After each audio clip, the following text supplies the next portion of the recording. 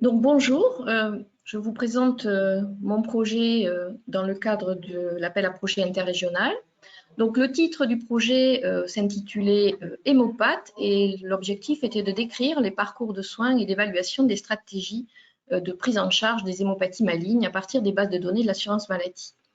Donc, ce projet a été soumis à l'appel d'offres interrégional APITEM dans l'année 2016 et cet appel d'offres thématique cette année-là portait sur l'exploitation de bases de données déjà collectées.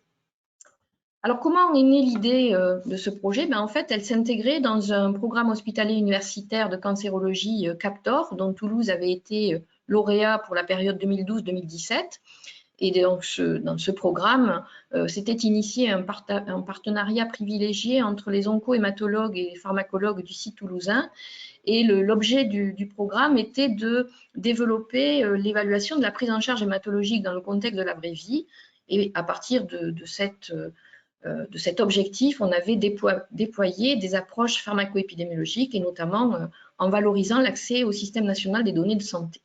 Donc, dans le projet que nous avions soumis à l'appel d'offres APITEM, nous voulions vérifier à l'échelle populationnelle que tous les patients incidents pour la maladie myélome multiple en France étaient pris en charge selon les recommandations de bonne pratique au moment de l'étude. Alors pour ça, nous avons constitué une cohorte de patients incidents pour la maladie myélome multiple qui avait été identifiée dans le système national des données de santé pour la période 2011 à 2015. Nous avons utilisé un algorithme d'identification de la pathologie qui avait pu être validé à partir des données du registre des cancers du Tarn. Et donc cette étude, on l'avait faite pendant CAPTOR. Et donc, nous avons, depuis que nous avons obtenu ces données, analysé les caractéristiques de prise en charge de ces patients au diagnostic avec deux aspects particuliers. Le respect des recommandations selon l'âge du patient, puisque les stratégies thérapeutiques sont adaptées selon l'âge de plus ou moins 65 ans, et l'utilisation des médicaments dits de support avec la prévention du risque thromboembolique, les vaccinations et les médicaments antalgiques notamment. Alors, les résultats que nous avons obtenus pour l'instant et d'autres sont en cours d'exploration. Et donc, la première chose, c'est que nous avons pu analyser les prises en charge spécifiques pour environ 11 000 patients incidents, donc tous les patients atteints de myélome multiple identifiés en France et débutant un traitement spécifique pendant la période de notre étude.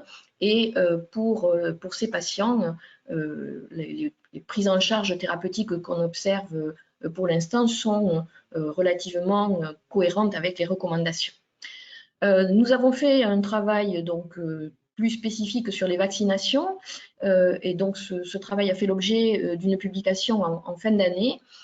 Donc dans le cadre de cette pathologie, et pour les patients qui sont souvent âgés de plus de 65 ans, un certain nombre de vaccinations sont recommandées en raison du risque infectieux et notamment les vaccins anti-hémophilus et pneumocoque.